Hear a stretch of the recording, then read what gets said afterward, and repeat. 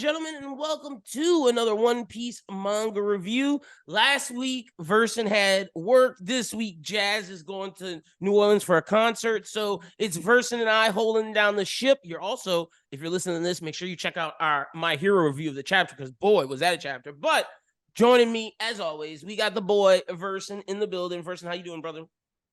Doing all right. It's a dark and stormy night, so it's time to talk about a dark and stormy story. It is a stormy night here in Acadiana where we live. And boy, like, let's just if you're tuning in, we give a brief summary of the chapter and then we dive in and talk about different things. But I just want to, before we do that, I think it's important to talk about something that you just mentioned and talk about how we feel about this entering the One Piece story, because a lot of things were mentioned this week, and I want to see how you feel.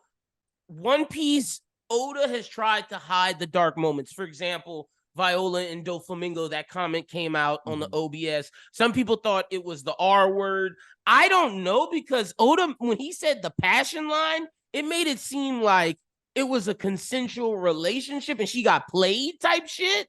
So I was confused by that, but nonetheless, I use that example to say the dark themes have been hidden, but in this case, it's full on, we're getting dark. But in dark doesn't always have to mean, oh, dark colors, oh, blood, gore. Dark can mean what we saw in this One Piece chapter. How do you feel about us pushing the boundaries, or Oda pushing the boundaries in the story like we've never seen before? Or if we have seen, it hasn't been to this extent. I think One Piece is a story that is sometimes it's almost held back by the fact that it's a shonen. Like, I agree.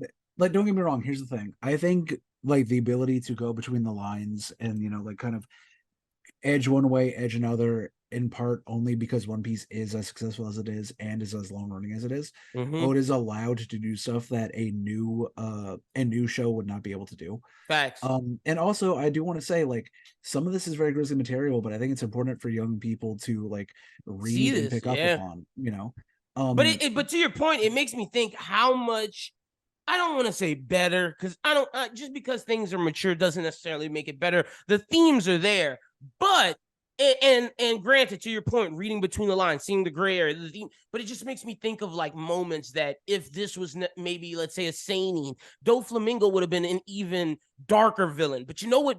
We would have seen how like, people don't realize how evil Kaido is. They think of Kaido and they just think smash, smash, fight man. But no. What he did to Wano is arguably worse than what Doflamingo did. And what Doflamingo did was horrible. The fact that these people couldn't drink the water because Kaido was poisoning them.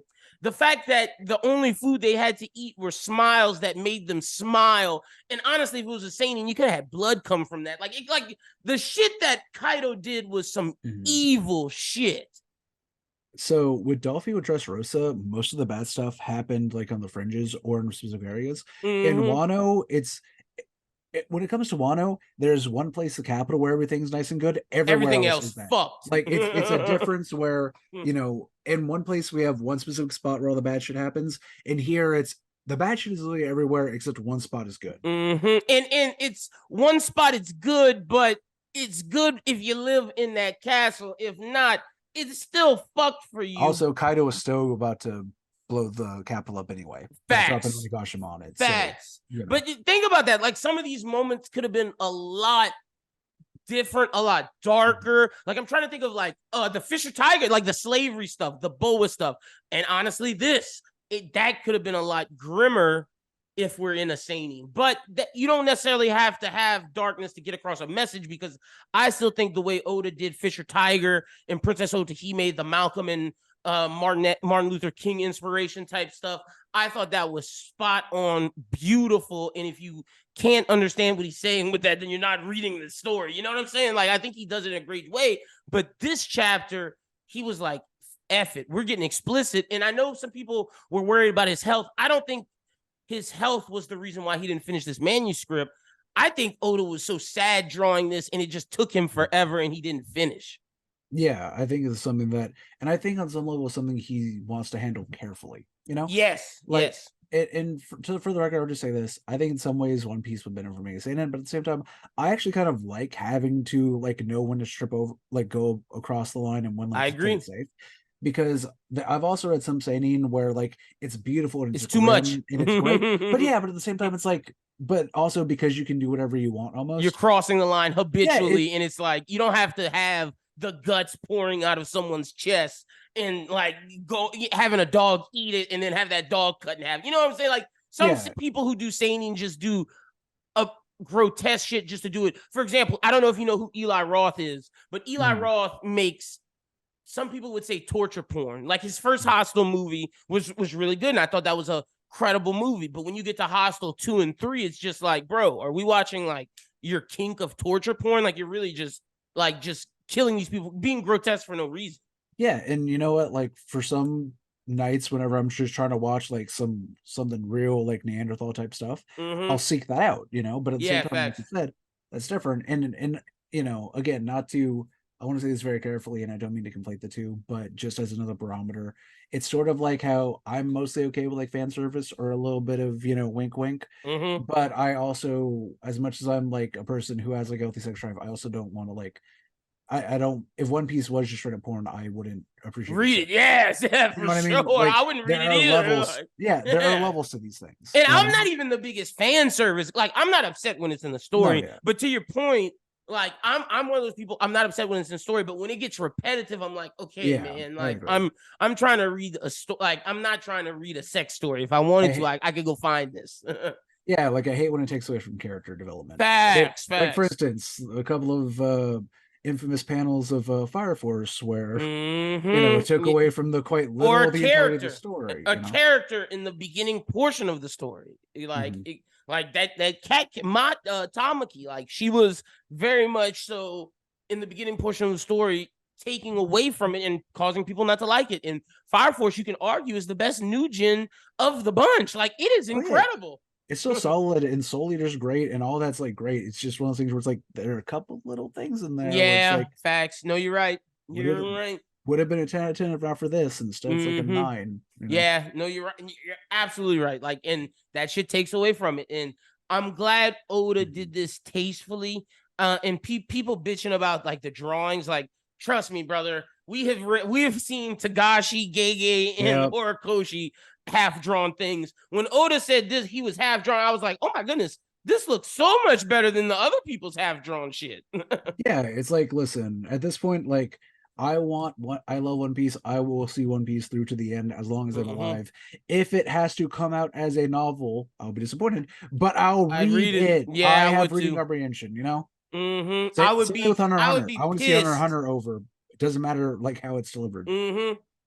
I would be pissed because like Mhm. I'm not, I love reading graphic novels. Like that's my thing. I have boxes full of them. Like I don't think just because something has a picture, you can't consider it like on the same level as a real novel. And not that I don't like reading novels because I do. I love Mhm. Dune. I'm getting into Worm on a recommendation of you and your brother Oh yeah, man. finally. Nice. Yeah, so like those are two of some of my favorite books. But I like One Piece having the like Yeah. it makes it special. But to your point, I'd still fucking read it because I'm invested. I'm so Also, they invested. also we know the anime will come out later anyway. Yeah, So true, you know. true, true, true, true, And true. and and for anyone who's worried, obviously it will be polished in the volume release. Yeah, no, we were just that's just us chatting. Mhm. I don't think Of that's course, of like course.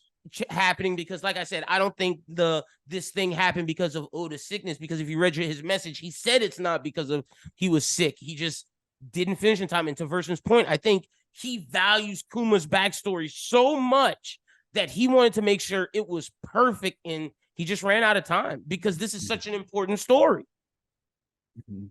So, and with that, let's jump into the review. So, basically, do the brief summary. It starts off with figuring out what happened to Jenny. Jenny was captured by a celestial dragon. This has pushed Kuma to basically the edge where he's just going mission after mission after mission, and he's just trying to keep his mind blocked out with the Revs. One day, the Revs get a call from Jenny, and they're like, "Oh snap, Jenny called," but it's to find out she's dying. And Kuma's like, "What the hell?" He's like, "I'm gonna go rush to her," but as he's rushing to her, she's telling Ivankov and Dragon what she wanted Kuma to hear, basically that she has a kid.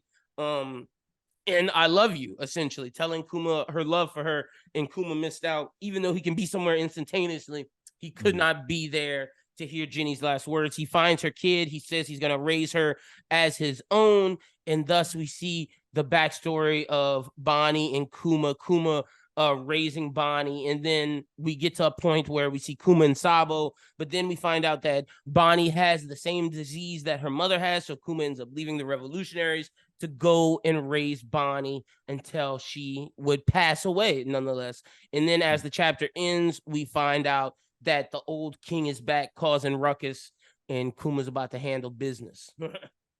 But to make that man explode.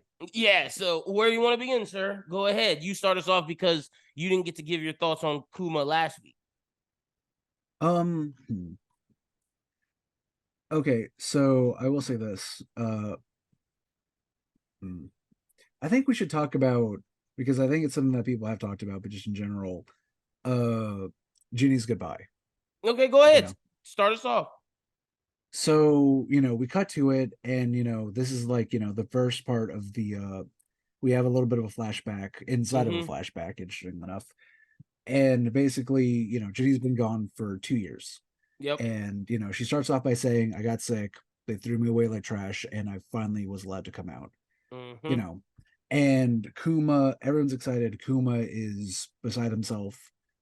And I think it's really important that whenever we look at this, we, like you said, we remember Kuma's powers. He can go pretty much anywhere he wants at any time instantaneously. Instantaneously, and he missed it, and it goes to Kuma's story of he needed to stay in the present. He's too busy either focusing on the past of what happened or focusing in the future instead of staying in the present and seeing what he has with Ginny, that sort of thing. And instead of worrying about the future of, what will the Celestials do if they find out we have a kid, or they find out we're married, or we're looking in the past about his father and that's his curse, and he doesn't live in the present, and he missed out on her telling him he loved her. Well, I think part of, but I do think part of it is like, I think he knew. Of course. Yeah. Oh, sure. No, 100%. No. I know. I'm just saying, like I don't know. Me personally, every time I leave my house, if my mom's there, or my partner's there, or whatever, I tell them I love them. Yeah, me too. Because you just never know what's gonna happen. Yeah, facts. But at the same time, if I didn't, I know. Yeah, no, for sure. For sure. And if I knew that I had to get somewhere for, again, my partner, my mom, or just a friend of mine, and I knew I had to make it there, I would go for it 100% of the time. Kuma's a mortal man. Like, I think this is also meant can't to fault him for this. I'm with you 100%. Can't fault him.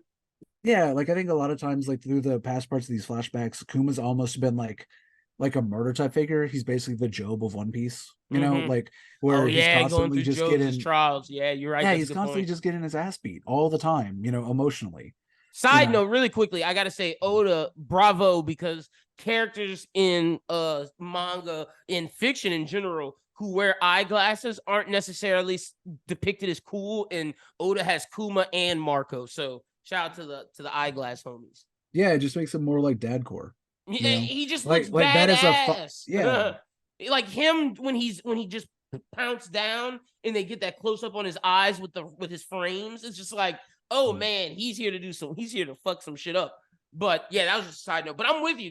The emotional beats of this is so important, and it just goes to show that One Piece is more than just a pirated adventure. It's a story about life and about relationships and about emotion, and this was just done beautifully. Question: I want to ask, is Saturn the daddy to tie into this story? And why Bonnie's allowed to just move around? Why Saturn didn't jump when Bonney tried to stab him? This sort of thing. I feel like that might be a step too far. Too much? Gotcha. Well, not that necessarily too much, but here's the thing. Whoever Bonnie's dad doesn't fucking matter. Whoever did what he did to Ginny, fuck him or them or whoever, doesn't fucking matter. 100%. But does that make us hate Saturn more? Like, you know what I'm saying? Does that put more of a to me that evil guy? I mean, I guess, but to me that feels like cheap heat, because I'll never not hate Saturn as much as I hate him now.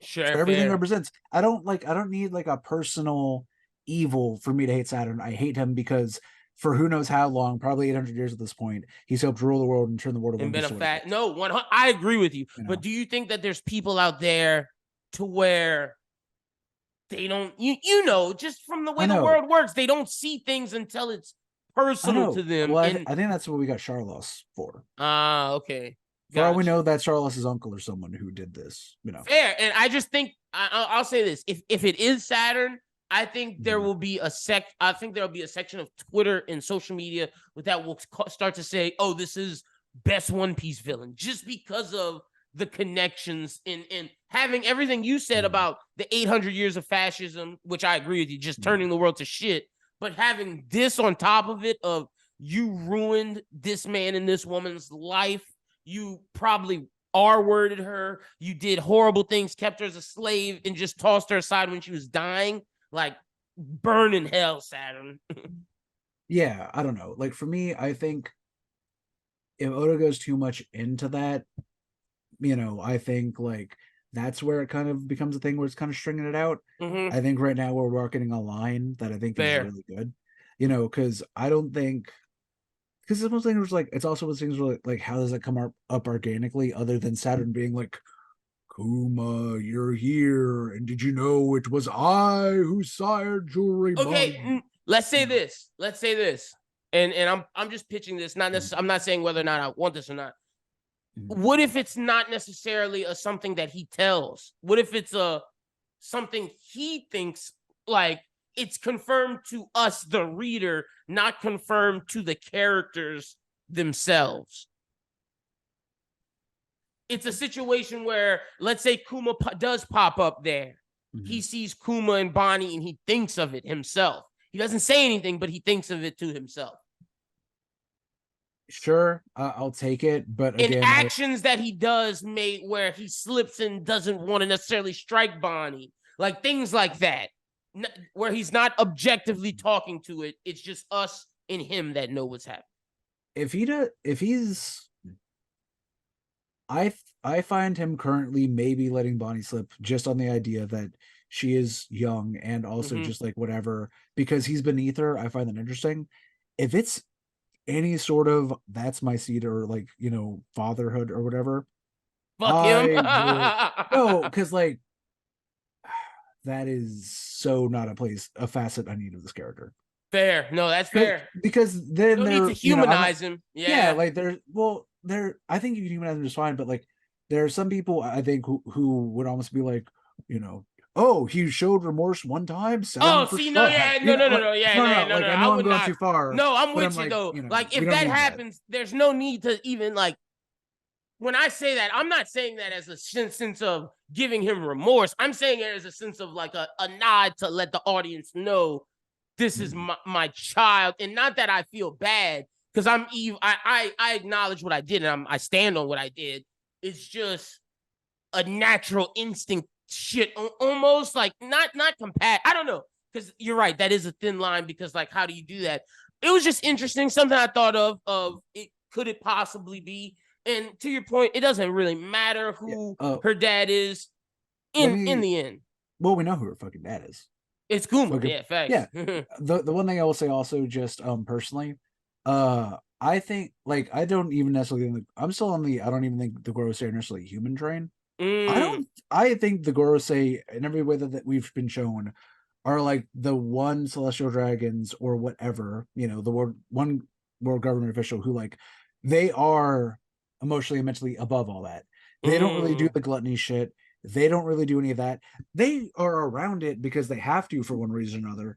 But it's not like, Saturn, I don't think was even there because he wanted to enjoy the blood sport. He I was think there they've for something else. And yeah. all the other celestial dragons being there gave him an excuse to be there. See, I'm thinking that they got immortal surgery as aims people, and that they view themselves as deities almost. Like Mhm. to your point, And that was I'm part not. two. Yeah. Yeah, and see, that's what I was gonna get at.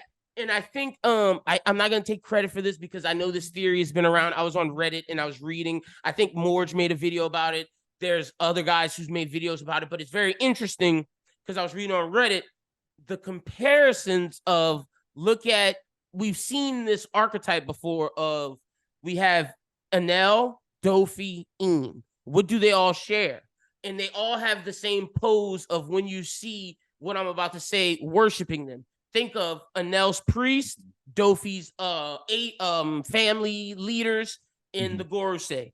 There's all Dofi had 5 if you think about it. Just like the Gorosei. He had Virgo as the club or the spade or the club, Pika, Diamante, treble, and Corza. Whatchamacallit, Anel had 4. Some people were arguing, what if Arouge was the 5th and we just don't know about it because of things. But nonetheless, the archetype, we have seen all of them have that. And the thing is, the archetype is playing out as we speak. Virgo, something was happening at a place, the Straw Hats interfered. Virgo was sent out to stop them. Something was happening in a place, the Straw Hats interfered. NL sent the big puffy guy to stop him. Something's happening in a place, the Straw Hats interfere. Eames and Saturn. I think Saturn dies here. I'm and whether that's Dragon or Kuma, I'm leaning more towards Kuma or the big robot, because I don't know. My Dragon stock is feeling hard. Sorry, Dr. Voodoo. I'm still banking on my bet of Dragon coming in. I still think that, but I'm having a secondary bet just in case, because of this Kuma flashbacks being so strong. I could see him doing his last thing of taking all the pain he's accumulated and giving that shit to Saturn. I'm down for it. I don't know if Saturn. You know me. I'm very mixed when it comes to, do the Gorosei got hands or not. I am personally a fan of commander level, maybe. Like, okay, I don't know. Like, if you're gonna give him powers, sure, make him be able to fight. But anything that's above like Admiral, I get like kind of squeamish, because it's like, y'all fuckers have been here for 800 years and you've been sitting on your ass for like 750 of them. Like I'm the guy. I think they got to be Admiral level. Me personally, just because of, I'm with you on the sitting on their ass, and that may have weakened them. But I think they were the combatants of their time, of like whenever they had to fight in a war. I think they showed their things, and that's why they were chosen or whatever. And that's why they view these other celestial dragons as scum. Like, y'all didn't do nothing in this war. We saved y'all bitch asses. Yeah, like, I don't know. It's a mixed bag of, I want to pay respect to the OGs, but also I don't respect these OGs because they got out the life. They got out the life and they just hang out now. That's fair. But to the point, could I with everything of the pairings, I see him dying. Could Kuma do it? Because this backstory is leading us to Kuma coming to the main stage. You know what? I'll tell you this. Unironically, Kuma has no reason why he can't send that fucker either to the moon or to the sun. True. So I'll take that. Another question. This is me doing this. Is it possible that whatever was left in Kuma to make him do these things, is it possible that he is in the giant robot, and the giant robot's whatever was in Kuma, which is why he was crawling up that thing, doing what the robot was last doing? I think it's very possible. I know that's an ongoing theory, and I've even kind of thought about it. For me, it's just a case of whose soul is in whose body. I'm going to let completely rock until one of these two fuckers starts talking. You know? Until then, I'm fine with whoever's wherever they need to be. Until the trap is sprung, I don't really care to speculate, because it could be literally whatever. Anyone, we have yet to really see Kuma even talk like a normal person in present time. You're right. And we haven't seen the robot since the robot's eyes lit up. Yeah, so no comment. That is fair. That is fair. Another question: is Dragon a fraud? A lot of people have been talking about that. I gotta ask because it's part of the chapter. I understand. As someone who is a I don't think he is, but I gotta ask. As someone who's a student of history and has a lot of respect for revolutionary types, shout out to Thomas Sinclair, shout out to Fred Hampton, and of course the boy Castro. I understand why you can't risk your entire revolution on one or two people. Go and save that one. At the same time, though, let me say this. I don't necessarily think Dragon is a fraud, but I think Dragon failing to save Kuma and Jenny means that Luffy, you need to save this man now. He is Mm-hmm. literally the most godly, Nika Or loving at least dude save we've his seen. daughter. He's gonna save his daughter. No, see, I hear you, but I You want know he can't I save. want He's too. both. I know. I want You're both. not getting both. I'm telling. Like as a writer, you're not getting both. Like for example, as I know for as good a writer you are for what we do with our D&D campaign, he's coming here to die. Fine. You know what? Listen, I need Kuma liberated. That does not necessarily mean Okay, alive. I need fair. him liberated. I need him Seeing to Joy see Boy, Nika. yeah, fair. I'm with Yes. you on that. That can happen. I And think I need him to die to with a find peace, smile. to die with peace. Yeah, I'm Yes. with you. That's fair. That I agree with you. I think that happens. But as for living, yeah, he's not about to live. But I do think he can be liberated and find peace by seeing Gear 5 Luffy. I'm Well, with you on that. also, I mean, fuck it. If you put him in a big golem, put him in a little robot. Yeah. Put him in a little robot so he can talk to his daughter. I don't care. But I will say, Dragon, I don't think this was a fraud thing because, like you said, as a revolutionary, he can't risk the whole fate of everything he's built on Ginny. That's why Kuma went himself. But I do think that Dragon, this is your opportunity to strike Saturn with him being on land. I think that would be fraud shit if you're not attacking Saturn. I'll say that. I need Dragon to either make up for it, get some Mm-hmm. recompense, some reconciliation here, or I need a damn good reason of I tried. Yeah. You know, like the idea, like, because that's my one big thing with Dragon. I think a lot of people are too. Is we get told a lot about how Dragon's Sworn and how he does stuff, Mm-hmm. but We a haven't lot of seen times whenever shit. but a lot of times whenever he stopped, it feels like he made the decision to back away. Mm-hmm. Like it feels like he doesn't believe in fighting a fight that he doesn't know he can win. Yep. And while I understand that from a tactical part, at some point it's like that's not Luffy got or to Garp. try. Yeah, you gotta try. Like you're not living up to the D. Like even Law, the most pragmatic D we've seen, has at a point said, you know what? Fuck it, I gotta go for it. When he risked his life fighting Big Mom, when he did his awakening again, and with Dofi, the whole plan with it was like, fuck it, I'm here, I gotta try. We have yet to see Dragon do that. And Law is the most tactical, I'm not gonna jump person. And what Dragon showing is not of a D, at least yet. Also, for that matter, if we're going to see Dragon not step in to save his kid, which granted, I'll give him that. I'm not trying to be a dick about it. But my point is, Dragon's given his life to the revolutionaries. Mm-hmm. That is his life's goal and everything else. He left the Marines for it. He wanted to find justice and save the world. I need to see this man bleed for it and put skin in the game because so far I see everyone else doing it. And that's why I think he has to strike it Egghead. You gotta strike it Egghead.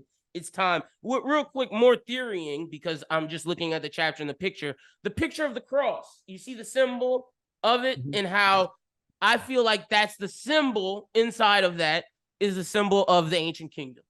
Yeah, naturally. Inside the cross with like the reason why they're in the difference between the world government is the world government is putting chains on those balls with like the lines, whereas this, everyone sits at the table equally, all the races. And of course, I mean, it goes without saying, but I think that also confirms that we're not getting maybe he's in play. I was about to say, it's 8 around 1, so 9.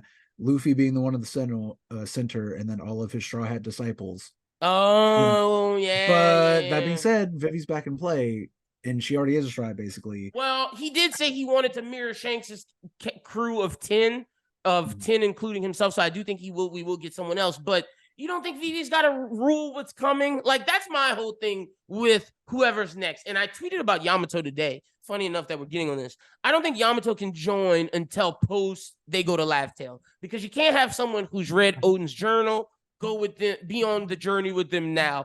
Plus, Yamato has to be the guardian deity of Wano. If Yamato has that sort of obligation, and Momo has that obligation because Momo wants to go as well as the Shogun, what the hell does Vivi have with Cobra being dead? And now you're one of the strongest leaders. If we're about to build a new government, you got to be one of the voices that leads the world forward. I don't know if you can be a Straw Hat. Yeah, but at the same time, well, maybe not a permanent Straw Hat, but at the same time, we saw that Alabasta did it once and they'll do it again. Sure, and I think you know. I'm with you, and I think it'll be an allied crew thing, like just like Momo and Wano will come, just like the Grand Fleet will come. But as for the 10th seed, I don't know if we've seen the 10th seed yet, unless it's Trafalgar Law, which I wouldn't be mad I want to be mad, at. but I don't want him to join because his crew got totally fucking dusted. Yeah. Also, Beppo's Bring Beppo. He can come. So, He's just like, extra. yeah, but I mean, just like how Vivi would have Karu, not to Yeah, disrespect facts, Beppo facts. like that, Yeah, I mean, they facts. No, would. you're right. You're right. But that's why it's still like, is it Yamato? Possibly. Wait, could it be Bonney? I wouldn't hate Bonney. I wouldn't be mad at that, and I think it fits. I think it because Luffy mirrors Roger, Garp, and Shanks a lot. What a good way to have him mirror his dad by having Bonney in there, and then you have the pupil of Ivankov in Sanji. You have Bonney, basically the Rev trio inside of the thing. I wouldn't be mad at Bonney joining. I think that would actually be apropos more so than anyone we've said. Plus, I always loved Bonney. I think she's great. I think her and Luffy like bond a lot. Almost and she brings combat. She's actually can fight. Yeah, like don't get me wrong. Like I love Yamato. Yamato's like fucking dope. No, but like Yamato's OP. Yeah, I mean, yeah, but also, but I almost feel like Bonney and like Luffy kind of play with each other almost more naturally. And at the same time, and we also got to remember, as again, love Yamato, but a lot of what Yamato has with Luffy started with Ace. Bonney has no real ties to anyone outside of Luffy, which I like.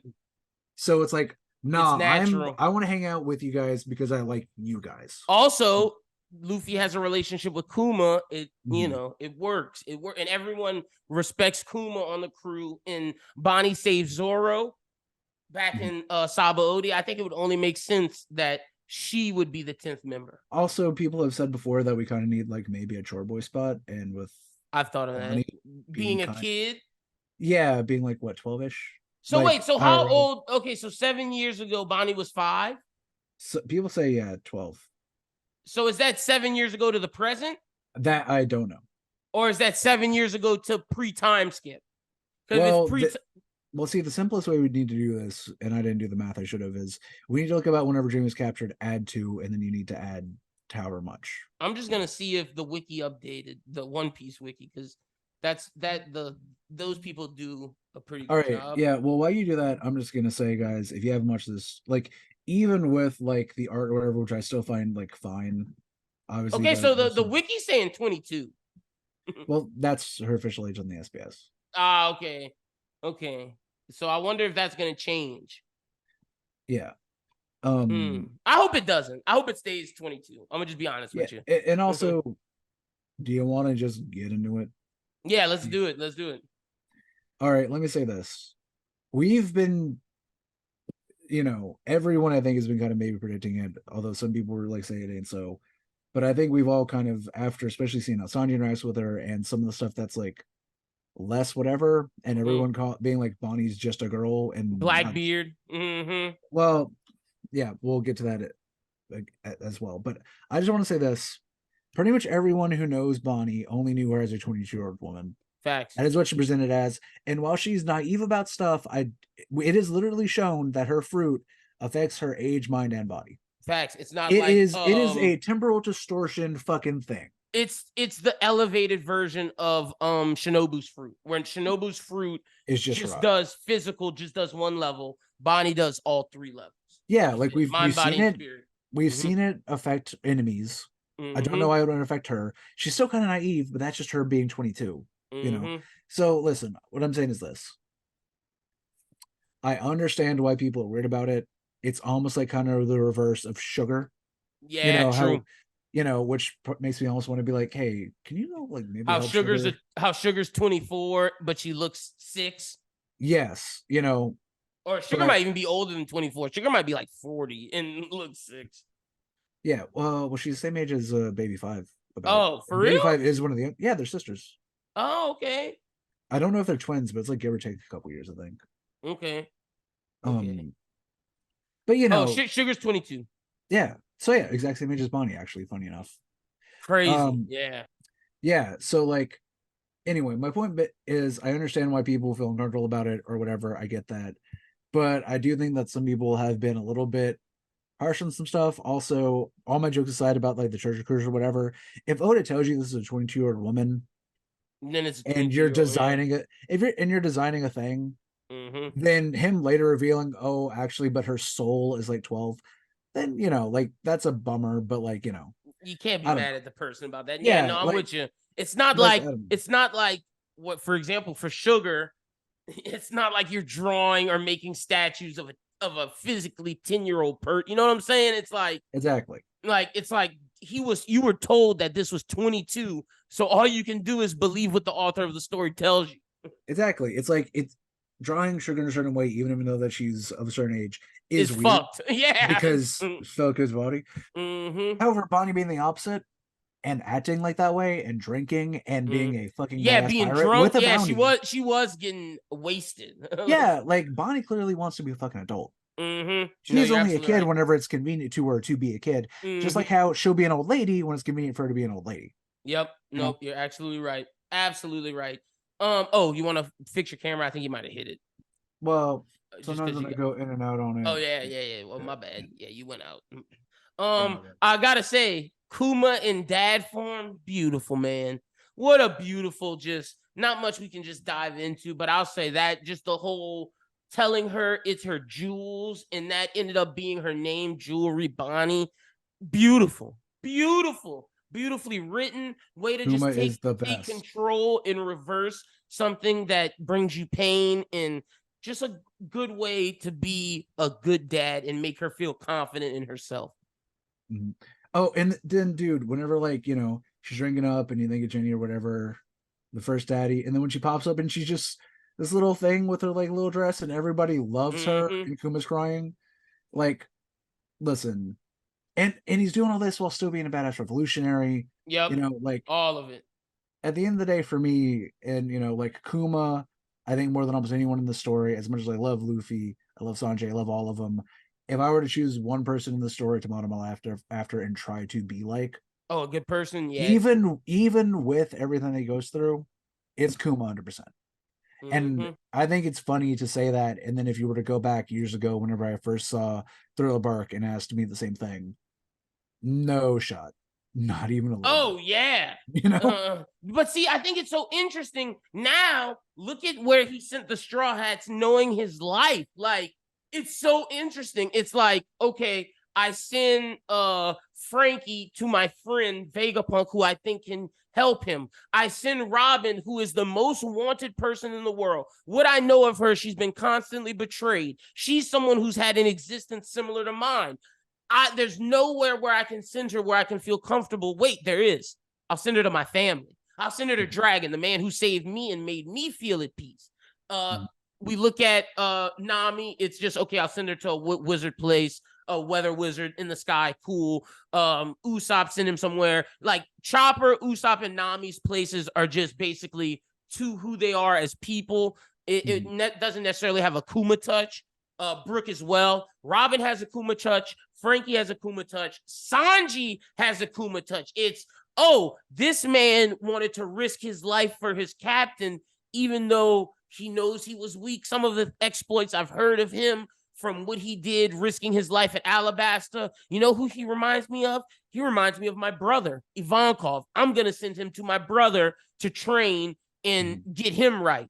Oh, I was a warlord. I've been around Mihawk. I've seen how Mihawk has this conviction, this love of swordsmanship. Wait, I'm gonna send the swordsman who has so much conviction and was willing to give up his life for his captain to the man that I know has the most conviction as a swordsman of Zoro. And with Luffy, I think Luffy was a test. Luffy was, I'm going to send you somewhere where I know you can maybe learn hockey. I know you'll be protected. But the thing is, they don't accept your kind. Are you like your dad to where you can convince people of your mission to where you're worthy of being the next Pirate King?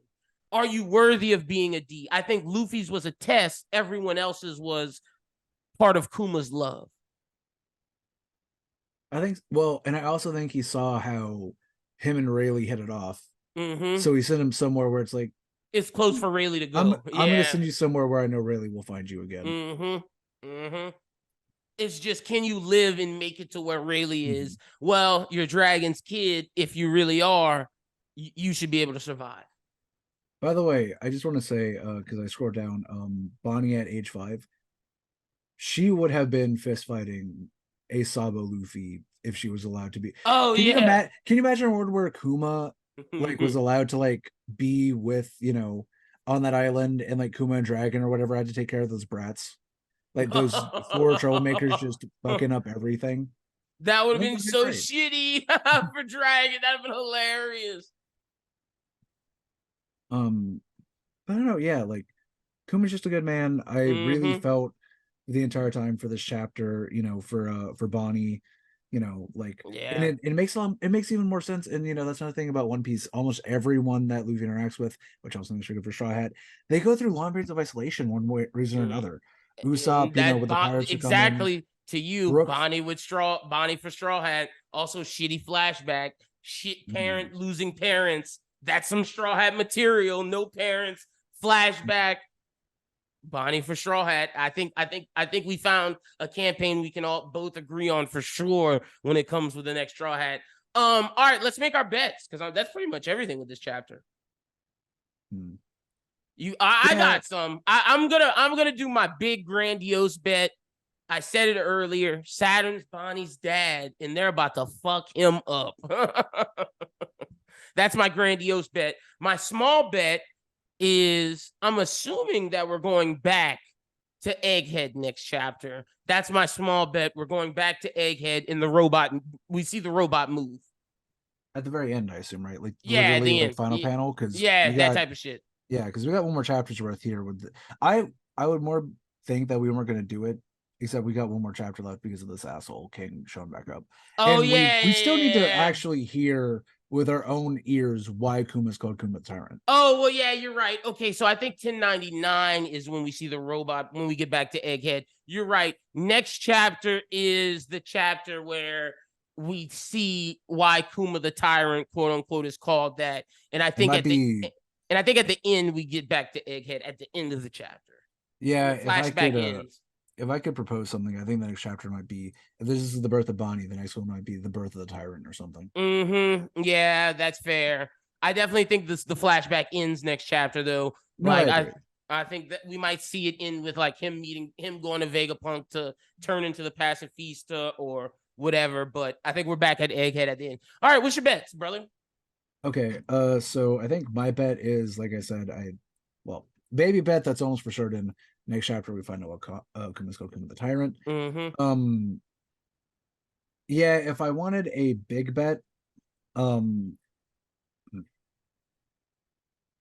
I think if we well, also real quick, actually, another thing that kind of like throws a little bit of a wrench into this whole like Bonnie situation. Mm-hmm. She's accessing her dad's like 40, Memories. 50 years of memories, Mm-hmm. which, don't get me wrong, isn't necessarily going to like completely change her, but it is as if she lived a lifetime's worth of memories Oh, as true. well. So that True, also true. is going to give her more experience and age than she already had. True.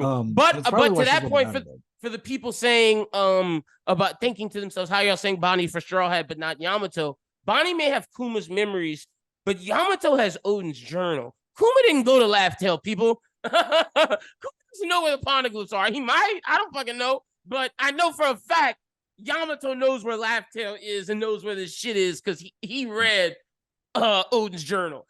Two different things. Two different halves of the story. Yeah, You facts. know, And one and is I Pirate think King shit, one is world shit. I think having world shit on the team is more likely than having Pirate King shit on the team because Pirate King shit fucks up Luffy's adventure. World shit only makes it better for when we get to whatever's that laugh tail for Luffy's decision.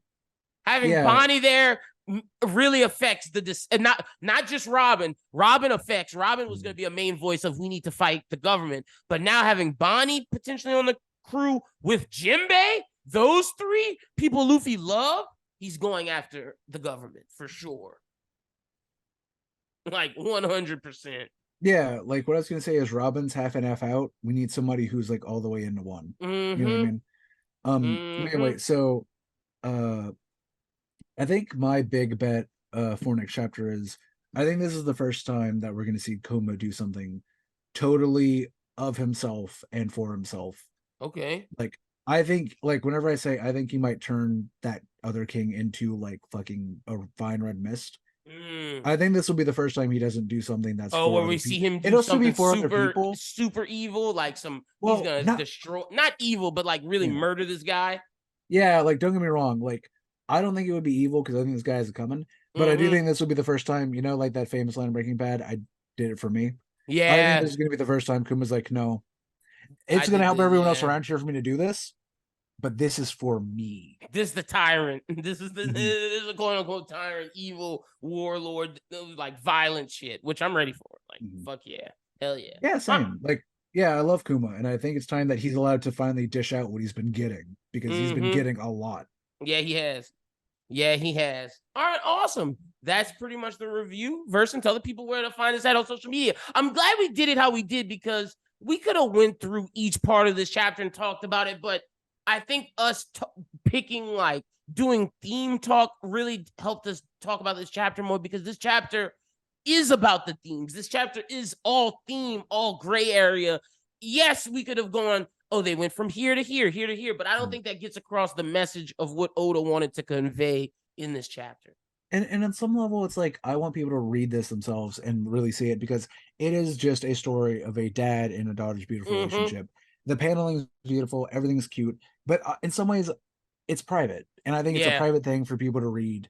And just if anyone's thinking about skipping this chapter because it doesn't sound like there's enough plot or action happening in it, Oh, it's just beautiful. read it. Yeah. It's Just read beautiful. it facts. Yeah, no, 100%. We don't get I'm enough of with this in you. One Piece these days, No, so we enjoy don't. it. And this, I was gonna say this, but I really love the One Piece flashbacks. I still think, and maybe after this one finishes, this may change. But to me, the most impactful flashback to this day is Doflamingo and Law. I think the way that flashback was, I think it was powerful because we got to see the other side of like the evilness of Doflamingo being this celestial dragon that came down and watching him being strung up and crucified while they're doing all that stuff and unlocking his conquerors and having the law shit of what he went through with the white lead disease and everything. That flashback was insane. And then you go to Robin with O'Hara seeing the genocide of a people. And then you have the Sanji one with him being abused as a kid. I think those three flashbacks are the quintessential One Piece flashbacks, and with this new one, that may take one of those three out of the list of the top I will three. I will also say, again, because as we all know, some people skip Skypiea, but then turns out Skypiea is the most important goddamn arc. The Uh Shandora flashback, yeah, yeah, Nolan and Wiper's ancestors flashback yeah, that's pretty is important. so clutch whenever it comes to understanding Mm-hmm. how the world was before the pirate era, where we are now, and where we're going to be in the future. Facts. Also, Fisher Tigers flashback's really important too. I didn't mention that one. Of course, naturally, Yeah, that's a especially big one. because it's like, goddamn, Fisher Tiger missed saving Ginny by a year, and that sucks. And Yeah. also, again, the Wiper's family's flashback. We also have a mysterious illness, True. and Mary Joa is a place that has no trees, so it can't be True. that. But they have their own mysterious illness anyway. True. And I, Yeah. I didn't, I sent you a theory about that. I think when we get with Jazz, I'll say that theory because I want to Mm. hammer it out more. But it's similar to what Verson was saying. Of I think maybe the Celestial Dragons, when they go down to the surface without their spacesuit, they get some sort of disease, and I think the spacesuit is why it has to wear it. I think they're even though they're the gods up there and they view themselves as gods, I think the disease is their penance and they're prisoners up there. And I think wearing the spacesuit is the only way they can come down and experience freedom. They think they're free, but they're not truly free.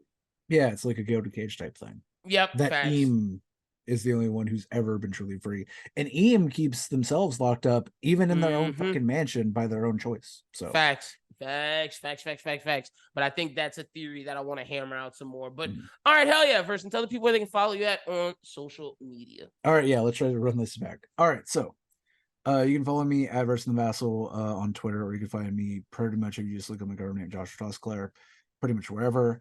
I'm going to be hosting. I'm going to be part of a panel next week at the Fuck yeah. Pipeline Safety Convention in New Orleans, and I'm also part of the transition team for Gulf South Dakota New Deal. We're switching over to something else. And also, if you happen to be over in Vinton, Louisiana, that's near the Texas border, come out on not this Tuesday, but the next one on the 21st. At 4:30, we're going to be talking about pipeline build out in the area and what you can do to protect your land if it's trying to be seized. Hell yeah. Make sure y'all follow Versen if you want to participate in any of those amazing activities, amazing things that he's doing. Follow him on social media and you'll be able to find out where all of that is. Follow me at LynBWT. Follow Bros Who Think at Bros Who Think. Like I said, check out our My Hero video where we're talking about the chapter and updating you on our thoughts on that. Check out the Run It Back of the Nice Guys. Check out the Bros Who Think podcast that we dropped on Monday. Check out Bros Who Binge. Also, check out Manga Melee. A new episode will be out by Sunday if you guys are listening to this on Saturday. Mm-hmm. So make sure you check that out. And then, yeah, until next week when Jazz is back with us, y'all have a good one. Until then, peace. Peace.